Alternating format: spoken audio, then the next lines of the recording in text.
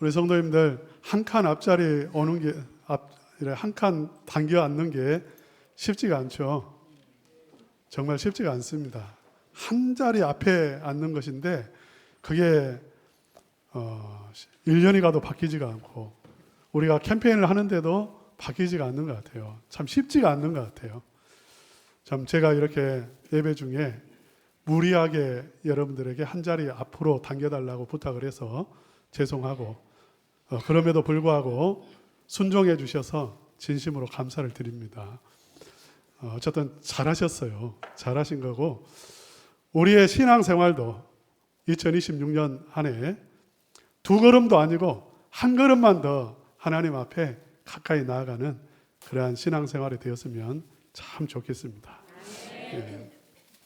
오늘 본문 말씀에는 함께의 힘을 말하고 있습니다. 함께의 축복, 함께할 때 어떠한 은혜가 임하는지 그것을 우리에게 잘 설명을 해주고 있습니다. 우리 교회가 2026년도에 표어를 정했는데 내용이 무엇이죠? 네. 왕같은 제사장으로서 축복합시다. 예. 왕같은 제사장으로 축복합시다. 이렇게 했는데 이런 표어를 정한 이유가 무엇이냐면 함께 하자는 거죠. 마음의 문을 열고 서로에게 마음의 문을 활짝 열고 서로를 축복하고 격려하고 위로하고 함께 신앙생활 하자 그 말입니다. 함께 하자는 거예요. 왜 이렇게 표어를 정했냐면 큰 복이 있기 때문에 그렇습니다. 이렇게 함께하는 것이 서로를 축복하는 것이 이게 놀라운 하나님의 은혜가 있고 능력이 있고 또 하나님의 주시는 축복이 있기 때문에 이렇게 서로 마음의 문을 열고 축복하자 이렇게 정한 것이죠. 오늘부터 우리는 매달 오후 예배를 드리지 않습니다. 매달 마지막 주에는 오후 예배를 드리지 않아요. 여러분 예배가 중요합니까? 중요하지 않습니까? 예, 예배는 생명보다 중요하다라고 우리가 늘 이야기합니다. 이렇게 생명보다 중요한 예배를 포기하면서 우리는 이제 매달 마지막 주 오후 예배 때는 목장 모임을 갖습니다. 이렇게 예배를 포기하면서까지 목장 모임을 하는 이유는 무엇이냐면 이렇게 함께 모이는 것, 모여서 성도가 함께 교제하고 함께 위로하고 축복하고 함께 기도하는 것, 이것이 큰 복이기 때문에 여기에 은혜가 임하기 때문에 그렇습니다. 이게 힘이 되기 때문에 우리는 목장, 예배를 포기하면서 목장 모임을 가지려고 하는 거예요. 오늘 9절 말씀 우리 다시 한번 읽어봅시다. 시작. 두 사람이 한 사람보다 나음은 그들의 수고함으로 좋은 상을 얻을 것임이라. 예, 좋은 상이 있다 이렇게 말씀하고 있습니다. 우리는 좋은 상을 얻기 위해서 서로 축복하기를 원하는 것이고 함께 교제하고 함께 목장 모임을 갖고 함께 하기를 원하는 거죠. 오늘 이 본문 말씀에서 좋은 상이 있을 것이다 이렇게 말씀을 하고 있습니다. 두 사람이 모이는 것, 한 사람이 있는 것보다 두 사람이 있는 것, 세 사람이 있는 것, 100사람이 있는 것, 함께 모이는 것, 여기에 좋은 상이 있다라고 말씀을 하고 있는데 그러면 그 상이 무엇인지 10절부터 말씀을 하고 있어요. 우리 10절 한번 읽어봅시다. 시작. 혹시 그들이 넘어지면 하나가 그 동물을 붙들어 일으키려니와 홀로 있어 넘어지고 붙들어 일으킬 자가 없는 자에게는 화가 있으리라. 예. 여러분 사실 다른 복을 떠나서 함께 있는 것, 서로 다정하게 손을 잡고 있는 것, 복이 좋아요, 안 좋아요? 어떤 청년이 이런 말을 했던 것 같아요. 우리 교회 은퇴하시고 이제 우리 교회에 섬기시는 목사님 네 분이 둘이 이렇게 손을 꼭 잡고 계단을 내려가시고 올라가시고 걸어가시는데 여러분 보셨습니까? 네. 복이 좋아요, 안 좋아요? 예, 너무 아름답다고. 성도가 사실 다른 복을 떠나서 서로 딱 손을 잡고 있고 서로 격려하고 서로 축복하고 서로 사랑하고 그 모습 볼 때 얼마나 아름답습니까? 아름다운 교회죠. 하나님께서도 이 모습을 제일 좋아하세요. 하나님이 보실 때 가장 아름다운 것, 또 하나님이 기뻐하시는 모습은 무엇이냐면 성도가 하나 되어 있는 것, 손을 서로 잡고 있는 거예요. 함께 있는 것. 시편 133편에 여러분 뭐라고 말했습니까? 제가 좋아하는 구절이죠. 가장 좋아하는 말씀. 시편 1편, 시편 133편. 형제가 연합하여 동거함이 어찌 그리 선하고 아름다움. 최고의 선이고 최고의 아름다움이에요. 이 세상에 아름다운 것이 많이 있어요. 아름답다. 그보다 더 아름다운 것은 부부가 서로 손을 꼭 잡고 있는, 성도 간에 서로 손을 꼭 잡고 있는 것. 연합한 모습. 가장 행복하고 아름다운 모습인데, 첫 번째 복이 무엇이냐면 넘어지지 않아요. 넘어져도 그 사람은 화를 당하지 않아요. 그것이 저주가 아니에요. 일으켜줄 사람이 있으면 그건 저주가 아니다 그 말이에요. 혼자 있으면 넘어지기가 쉽습니다. 혼자 있으면 넘어져도 일으켜줄 사람이 없어요. 이게 재앙이에요. 재앙. 제 가장 친한 친구가 있는데요. 가장 친했습니다. 어느 날 그 친구 폰으로 저에게 문자가 왔어요. 소천했다는 문자가 왔어요. 이 친구는 우리나라에 뭐 대통령이 돌아가셨다든지 누가 이렇게 좀 중요한 인물이 돌아가셨다든지 하면 제일 먼저 저에게 그 소식을 알려주는 사람이었어요. 그래서 그 친구에게 문자가 왔기 때문에 장례식 문자였기 때문에 누가 또 돌아가셨나 했는데 본인의 그 소천 소식이었어요. 본인의 소천 소식. 장난을 평소에 잘 하기 때문에 장난인가? 이런 생각을 했는데 장례식도 떠 있고 다 떠 있어요. 그 장소도 떠 있고. 그래서 전화를 해봤죠. 전화를 했더니 그 아내분이 전화를 해요. 돌아가셨다는 거예요. 왜 돌아가셨냐 물으니까 산에 혼자 가셨어요. 산에 혼자 가셨고 넘어지셨고 돌에 부딪히셨는데 주변에 사람이 없었던 거예요. 일주일 동안. 재앙이죠. 옆에 사람이 있었다면 살 수 있었어요. 일으킬 자가 없는 자에게 화가 있다. 저는 정말 이게 마음에 와 닿아요. 그 친구가 옆에 일으켜줄 사람만 있었어도 그렇게 가지는 않았을 텐데.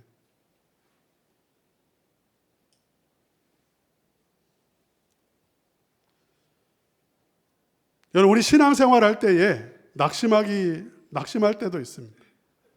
정말 지쳐서 쓰러질 때도 있습니다.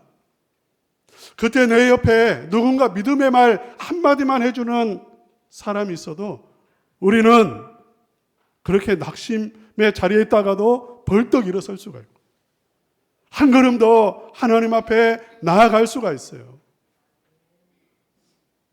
신앙생활 할 때에 내 옆에 나를 붙잡아줄, 나와 함께 걸어줄 사람이 있다는 것, 그건 큰 축복인 것입니다. 두 번째, 우리 한번 11절 말씀 다 같이 읽어보겠습니다. 시작. 또 두 사람이 함께 누우면 따뜻하거니와 한 사람이면 어찌 따뜻하랴. 예. 두 사람이 누우면 따뜻하다. 두 사람이 이렇게 있으면은 체온이 있으니까 따뜻하다는 거죠. 이건 이스라엘 백성들이 과거에 여행을 할 때에 저녁에 노숙을 해야 되는 때가 있었던 것 같아요. 밤에는 춥습니다. 이렇게 그들은 이불 개념이 없으니까 이제 겉옷으로 이제 몸을 덮고 이렇게 자야 되는데 너무 춥죠. 그런데 서로 한 사람이 있으면 그 체온이 이렇게 있어서 따뜻한 거죠.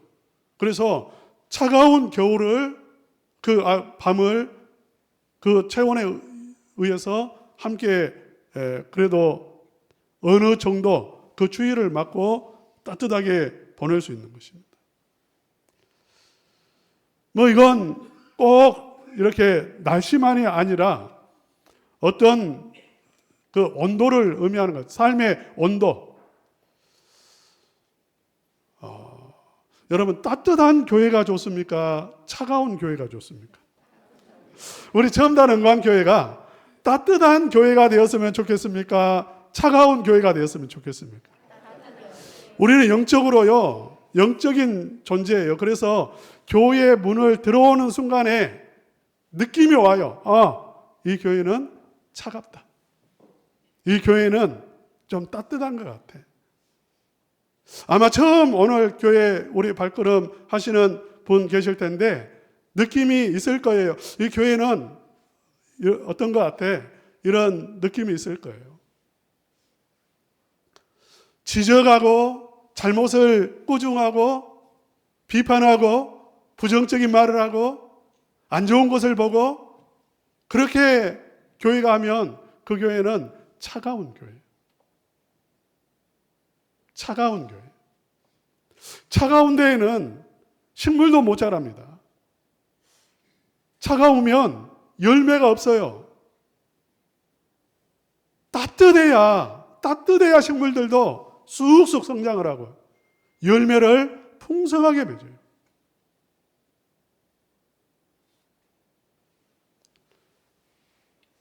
여러분, 두 사람이 누우면 따뜻하거니와 한 사람이면 어찌 따뜻하냐. 이 말은 성도가 서로 교제하고 하나가 되어지고 서로 손을 붙잡고 함께 공동체를 이루어가는 교회는 따뜻합니다. 그 교회는 성장해요. 열매를 맺어갑니다. 풍성한 은혜를 누리게 되어지는 것입니다. 인생에 추위가 있어요. 추운 일이 있죠. 마음이 썰렁해지고. 이러한 때에도 누군가 내 곁에서 나를 위로하고 격려할 때, 나를 축복해 줄 때, 우리가 그것을 견뎌낼 수가 있는 것입니다.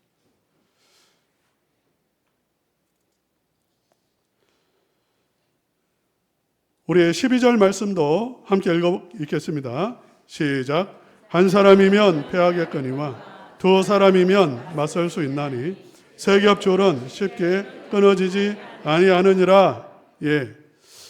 세 번째 복입니다.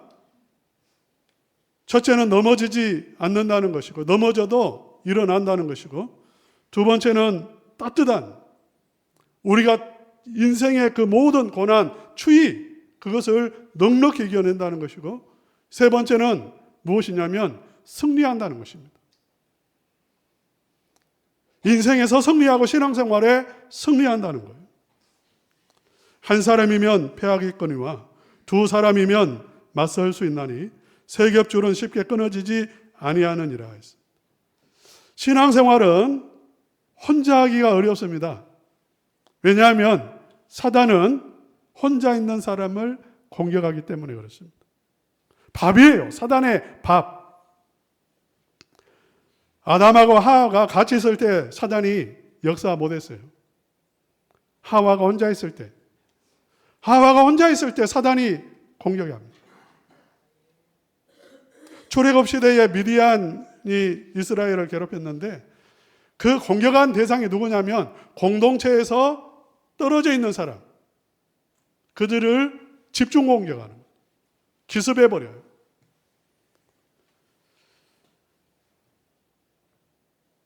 성도를 공격할 때도 마찬가지입니다. 교회를 공격할 때도 마찬가지예요. 함께 연합해 있으면 공격 못합니다. 사단이 제일 겁을 내는 게 뭐냐면 성도가 하나 되어 있을 때, 서로 손을 또 꼭 잡고 있을 때 사단이 제일 두려워요. 왜냐하면 함께 할 때, 서로 성도가 함께 손을 맞잡고 있을 때에 하나님께서 그 가운데 거하시고 하나님의 능력이 나타나기 때문에 그렇습니다. 할렐루야. 예. 그러므로 우리가 함께 예배하고 함께 기도하고 함께 목장의 모임을 가지고 함께 기관의 모임을 갖는 것 너무나 중요한 거예요. 문제는 뭐냐면 이 함께하는 게 쉽지가 않다는 거죠. 요즘 젊은이들도 직장 생활을 힘들어해요. 왜? 함께 해야 되기 때문에. 혼자 일하는 것은 좋아요. 혼자 하는 것에 익숙해 있어요. 그런데 함께 하려면 사람 마음 맞춰야 되죠. 때로는 안 좋은 소리도 듣게 되죠. 시간도 맞춰야 되죠. 감정 소모도 되고 에너지 소모도 됩니다. 그러니까 함께 하는 것을 싫어해요. 교회도 이런 시대에 영향을 많이 받아서 신앙생활 그냥 나 혼자 와서 예배 드리고 그냥 그렇게 혼자 신앙생활하면 되지 이렇게 생각하는 성도들이 많이 늘어나고 있습니다. 맞춰서 한다는 게 쉽지가 않아요. 그래서 인간에게는 세 가지 문제 크게 있다고 하잖아요. 첫째는 돈 문제, 둘째는 건강의 문제, 셋째는 뭐죠? 함께하는 문제, 관계의 문제. 그만큼 우리는 쉽지가 않아요. 부부간에도 쉽지가 않은데 성도와의 관계, 나와 전혀 다른 성도와 함께 손을 잡고 함께 맞춰야 되고 공동체를 이루어 가야 된다는 것이 쉽지 않다는 거죠.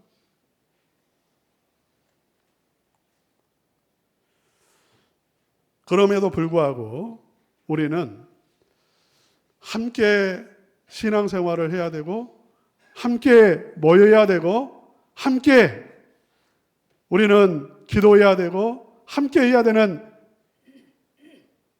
중요한 이유가 방금 전에 말씀을 드렸던 그러한 부분인 것입니다.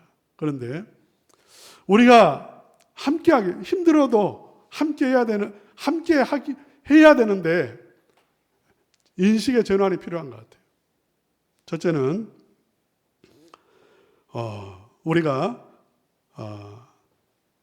신앙생활에 대해서 인식의 전환이 필요하다는 것입니다. 우리는 그동안에 신앙생활은 하나님과 나와의 관계가 가장 중요하고 그 관계만 되어 있으면 모든 것이 다 되는 것처럼 그렇게 생각을 해왔습니다. 그런데 사실 하나님과의 관계가 너무나 중요해요. 신앙생활에서. 그러나 하나님과의 관계가 회복이 되어졌다고 해서 모든 문제가 다 해결되는 것은 아닙니다.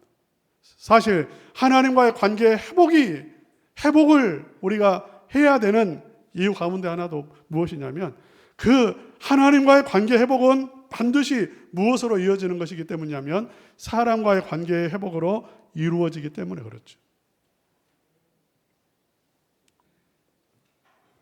하나님께서 원하시는 것, 서두에도 말씀을 드렸습니다마는 하나님께서 가장 기뻐하시는 게 뭡니까? 우리가 연합하는 거예요. 우리를 구속하신 이유가 뭡니까? 우리가 서로 하나 되게 하기 위한 거예요.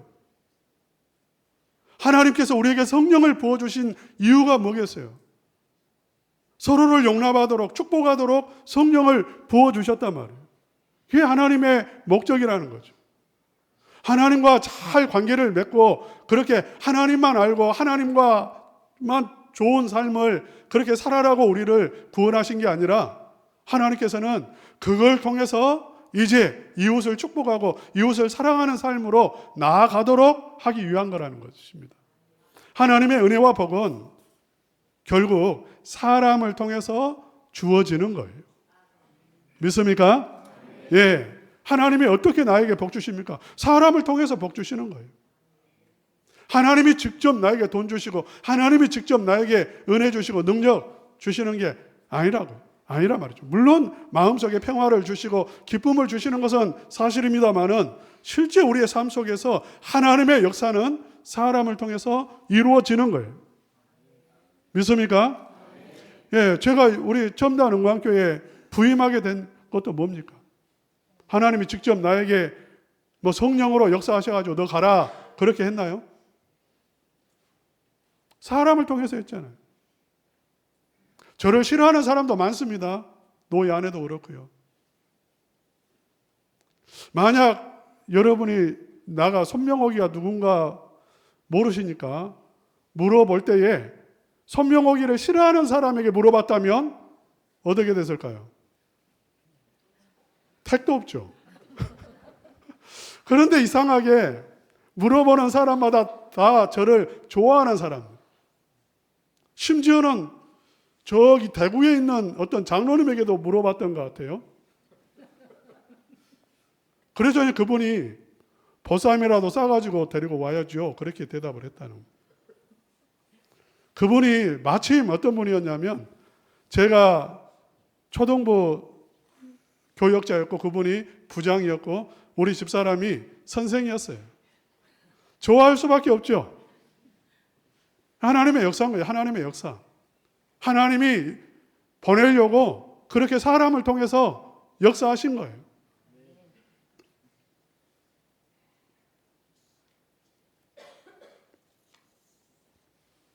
여러분, 그리고 교회는 하나님만 보고 다니면 돼. 예수님만 보고 다니면 돼. 이 말은 반은 맞고 반은 틀린 말이에요. 그러면 안 돼요. 우리가 예수님만 보고 하나님만 바라봐야 되는 건 사실입니다. 그럼에도 불구하고 우리는 사람 안 볼 수가 없잖아요. 교회가 무엇인지를 여러분 아셔야 됩니다. 교회는 병원입니다. 우리 한번 따라서 합시다. 교회는 병원입니다. 교회는 병원입니다. 예, 환자들이 다니고 있어요. 죄인들이 다니는 곳이란 말입니다. 우리는 예수님의 보혈로 죄사함을 받았지만 우리 안에는 죄성이 가득해요. 남아 있습니다. 옛 습관이 있습니다. 옛 자아가 있습니다. 그게 죽지 않았어요. 여전히 살아있단 말이에요. 와사풍에 걸린 사람이 병원에 입원했습니다. 구안의사가 와가지고 한쪽이 이렇게 신경이 마비돼서 입원했어요. 이 사람이 음식을 먹으면 절반은 흘리고 절반은 입에 들어가요. 침을 질질 흘려요. 말을 하는데 제대로 못 알아듣게. 왜냐하면 입이 이렇게 반이 이렇게 움직이지 않으니까 이 뭐 웃어도 웃는 것이 아니고 말을 해도 못 알아먹는단 말이에요. 그런데 이 사람을 비난하는 사람이 있을까요? 없을까요?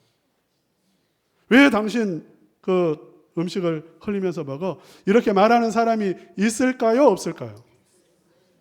그렇게 말하는 사람 한 사람도 없습니다. 왜? 이 사람은 그 병 때문에 왔고 그 병 고치려고 지금 치료 중에 있는 사람이에요. 그러니까 침을 흘려도 말하지 않아요.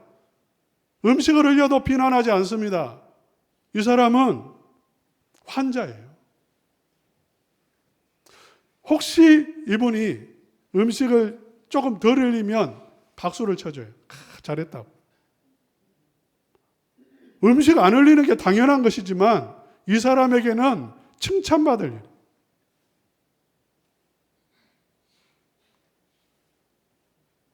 교회의 성도님을 완전한 존재로 바라보시면 시험에 듭니다.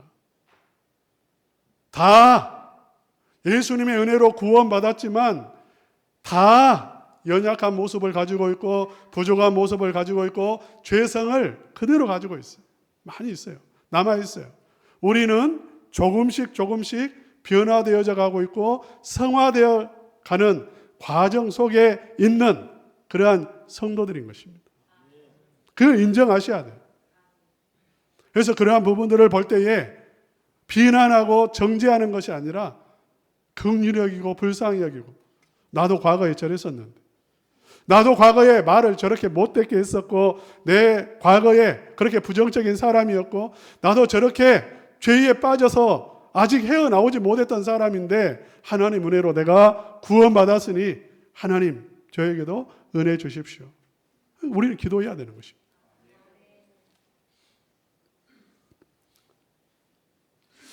우리가 함께 공동체를 이루어 갈 때에, 모임을 할 때에 중요한 거 있습니다.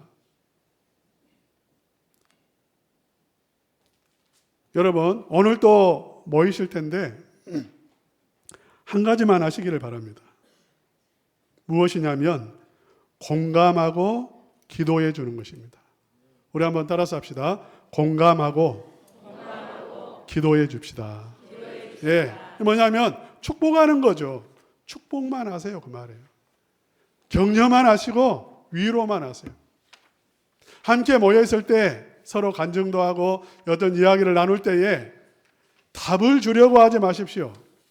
문제 해결은 누가 하십니까? 하나님이 하십니다.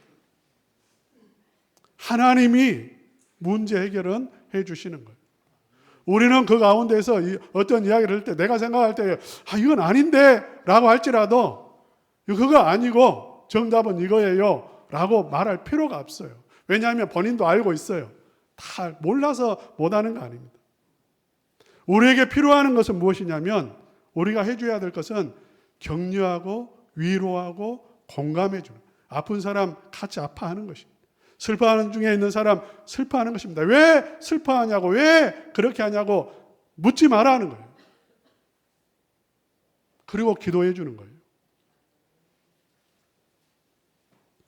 우리 성도들의 기도의 힘은 굉장히 큰 것 같습니다. 이번에 그리티 드림교회 헌당 예배를 드리고 왔잖아요. 저희는 사실 그리티 드림교회가 어떤 교회인지 전혀 알지 못하고 그 상황도 거의 알지 못한 가운데 갔습니다. 가서 보니까 이렇게 그리티 드림교회가 세워진 그 지역에 교회가 그동안에 없었고 가정집에서 한 20년 동안 예배를 드렸더라고요. 아니면 천막 치고 예배를 드렸어요. 주일이면 천막 쳐놓고 예배 드리고 천막 걷고 그렇게 한 것이고 가정집에서 예배를 드린 거죠. 전도사님이 20년 동안 예배당을 달라고 기도했다고. 20년 동안. 그리고 하나님께서 기적과 같이 전혀 알지 못하는, 한 번도 가본 적이 없는, 처음 더한 은광교회를 통해서 교회가 세워지게 하고, 자기들은 알지 못했지만 우리는 지난 1, 2년간 그 교회를 위해서 매주 기도하고 매일 기도하고